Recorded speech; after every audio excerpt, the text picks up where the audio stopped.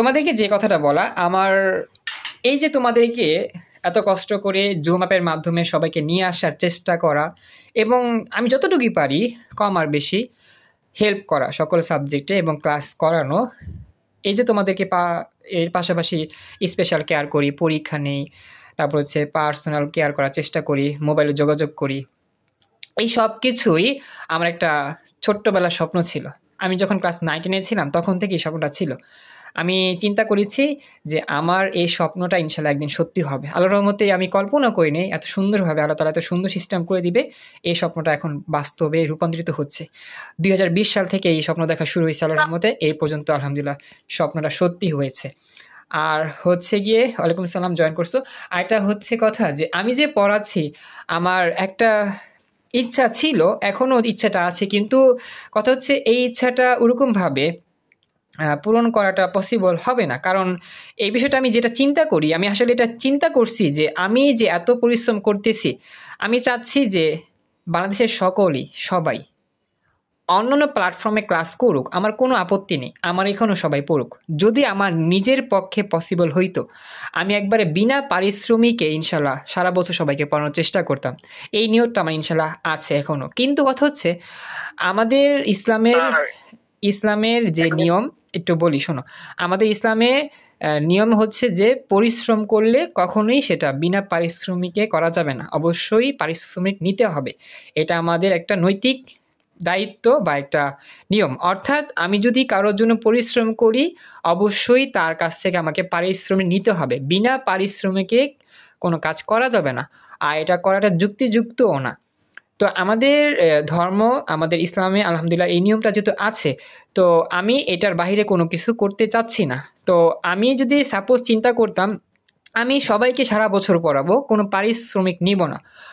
পারিশ্রমিক তো তোমরা জানো, যদি আমার কাছে তোমরা পড়তা অফলাইনে, আমি যখন তোমাদের বাসায় এসে পড়াইতাম অবশ্যই আমাকে একটা বেতন দিতা, মাস শেষে বেতন পেমেন্ট করতা, তাই না? বিনা পারিশ্রমিকে কেউ কখনো কাউকে পড়াবে না, এটা স্বাভাবিক, সবাই জানো। এটা এটা কখনোই হয় না, এটা স্বপ্ন জগতও হয় না। তো আমার একটা ইচ্ছা ছিল যে হ্যাঁ, আমি বিনা পারিশ্রমিকে পড়ানোর চেষ্টা করতেছি, কিন্তু এইটা আমি তো যেহেতু পারতেছি না, এই জন্য আমি লিখে রেখেছি, প্ল্যাটফর্মের নামে লিখে রেখেছি একেবারে ন্যূনতম পারিশ্রমিক।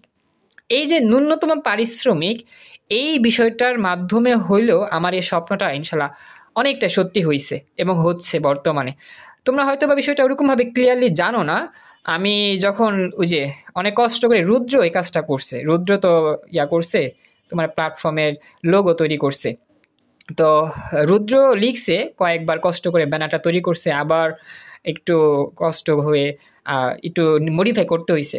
তো আমি এখানে জাস্ট লোগোটাতে যুক্ত করছি যে সায়েন্স, কমার্স, আর্টস, ন্যূনতম পারিশ্রমিক। অর্থাৎ এখানে যারা যারা ক্লাস করবে সবাই ক্লাস করতে পারবে, তবে টাকা পয়সা নিয়ে এত চিন্তা করতে হবে না। আমি জানি, আমিও মধ্যবিত্ত পরিবারের সন্তান, টাকা পয়সার ব্যাপারটা নিয়ে অনেকটা আমাদের মাঝে মধ্যে ক্রাইসিসে থাকতে হয় বা অনেকটা কষ্টে থাকতে হয়। আমি আসলে টাকা পয়সার উপর ফোকাস করে জীবনও কাউকে পড়াই না বা পড়াচ্ছিও না, আর ভবিষ্যতে কখনো পড়াবো না ইনশাল্লাহ। তবে আমি যেহেতু দিনরাত পরিশ্রম করতেছি, সেই হিসাবে অবশ্যই আমার পারিশ্রমিক দিতে হবে তোমাদের, এটা অবশ্যই প্রযোজ্য। তো এখন কথা হচ্ছে এই পারিশ্রমিক নিয়ে কিন্তু আমি ডিল করি না যে হ্যাঁ তুমি আমার কাছে পড়তেছো, তুমি এত হাজার টাকা দিয়ে আমার কাছে পড়বা, আদারওয়াইজ আমি তোমাকে পড়াবো না। আমি কখনো এই কাজটা করি না, কারণ আমার মূল ফোকাস কিন্তু টাকা পয়সা ইনকাম করা না। মূল ফোকাস হচ্ছে তোমাদেরকে সুন্দরভাবে গুছিয়ে সুন্দরভাবে পড়ানো। এটা আমার একটা স্বপ্ন।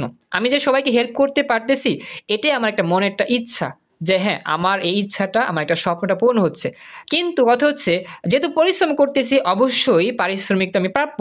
তো সেই হিসাবে একেবারে কম হইলে যতটুকু সম্ভব একটা স্টুডেন্টের পক্ষে অফলাইনে কোচিং, অফলাইনে কলেজের টিউশন ফি, তারপর হচ্ছে প্রাইভেটের ফি, এগুলো দেওয়ার পরে যখন সে অনলাইনে কারো কাছে পড়তে চায়, অবশ্যই যদি কোর্স করাইতাম, অবশ্যই কোর্সের হিসাবটা হইতো কি একেবারে আগে থেকেই তাকে পেমেন্ট করতে হইতো বা তোমাকে পেমেন্ট করতে হইতো। আমি বলতাম যে আমি তো করাচ্ছি আগামী 6 মাসের কোর্স, সেই হিসাবে তুমি আমার কাছে এত হাজার টাকা দিয়ে এই কোর্সটা কিনবা।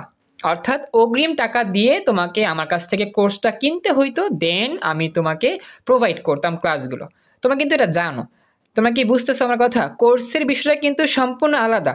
কোর্সের হিসাবটা কিন্তু তোমার আগে থেকে পেমেন্ট করে নিতে হয়, তারপরেই ক্লাস করা যায়। কিন্তু আমি কিন্তু এখন পর্যন্ত এমন কেউ এখানে নাই বলতে পারবা যে আগে থেকে তোমাদের কাছে টাকা পয়সা ডিল করছি, টাকা পয়সা ডিল করে তারপর তোমাকে আমি ক্লাসে ঢুকাইছি, এমন কেউ নাই। আমি 100% কনফার্ম দিয়ে বলতে পারবো এখানে এমন একজনও নাই যে কিনা বলতে পারো ইমরান স্যার এখানে ক্লাস করতে আসছি, ইমরান স্যার আমাদের সাথে টাকা নিয়ে ডিল করছে, এত টাকা দিয়ে যদি পড়তে পারি তাহলে সে আমাদেরকে তার স্পেশাল জুম ক্লাসে জয়েন করাবে, আদারওয়াইজ করাবে না। এখানে কি এমন কেউ আসো যে আমি তোমাদের সাথে এমন কোনো কথা বলছিলাম, টাকা পয়সা নিয়ে ডিল করছিলাম, এমন কেউ আসো কি? থাকলে বলতে পারো, বা মনে পড়ে কিনা তোমার কাছে? আমি কখনোই কিন্তু টাকা পয়সা নিয়ে ডিল করি নাই। আমি প্রয়োজনে তোমাদেরকে চেষ্টা করছি বুঝিয়ে বুঝিয়ে পড়ানোর জন্য। ওয়ালাইকুম সালাম, থ্যাংক ইউ নিপা, জয়েন করছো। বলো, কিছু বলবা? হ্যাঁ নিপা, কিছু বলবা? না স্যার। আচ্ছা, তো যেটা বলতেছিলাম আর কি, এই যে ক্লাস শুরু হবে, এই যে কথাটা বলে আসতেছি, প্রসঙ্গ হিসেবে কথাটা চলে আসছে। তো আর কি এটা বললাম যে আমি কখনোই টাকা পয়সা নিয়ে কাউকে ডিল করি নাই।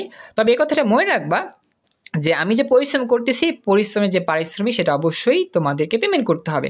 তোমাদের পক্ষে যতটুকু সম্ভব অতটুকু পেমেন্ট করবা, কিন্তু আমি কখনোই এটা নিয়ে কারো সাথে জোর জবরদস্ত করি না যে না তুমি এত টাকা না দিলে তোমাকে পড়াবো না, তুমি এরপর থেকে ক্লাস করো না। আসলে এটা একেবারে রুচিহীন মানুষের কাজ। আমি চাই না এরকম কখনো করতে, আর এরকম করতে কখনোই মনে চায় না, এটা স্বাভাবিক। মানুষ হিসেবে কখনোই এরকম করা উচিত না।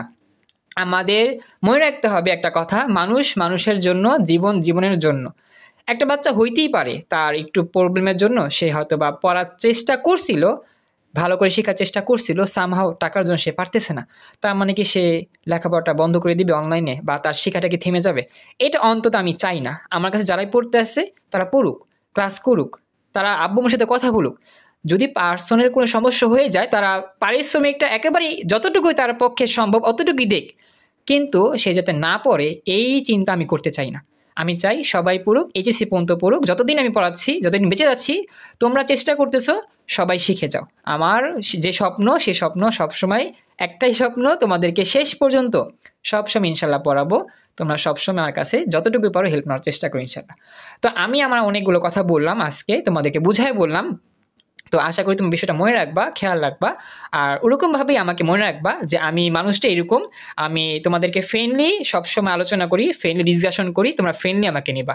অ্যাজ এ শিক্ষক হিসেবে না নিও, ফ্রেন্ড হিসেবে নিও, তাহলে অনেক ভালো হবে। কারণ আমার মতে শিক্ষকের সাথে ছাত্রছাত্রীদের সম্পর্ক হয় একটু দূরত্বের, কিন্তু ফ্রেন্ডদের সাথে ফ্রেন্ডের সম্পর্ক অনেক গভীর, যে গভীর আলোচনা সকল ফ্রেন্ডের সাথে আলোচনা শেয়ার করা যায়। কিন্তু সকল আলোচনা দেখা যায় শিক্ষার্থীরা শিক্ষকদের সাথে শেয়ার করতে পারে না, ভয় কাজ করে। তো আমি আসলে শিক্ষক হিসেবে চাই না, অ্যাজ এ ফ্রেন্ড হিসেবে তোমার সাথে থাকতে চাই। তুমি যদি ওরকম ভাবে মনে করো তাহলেই হবে।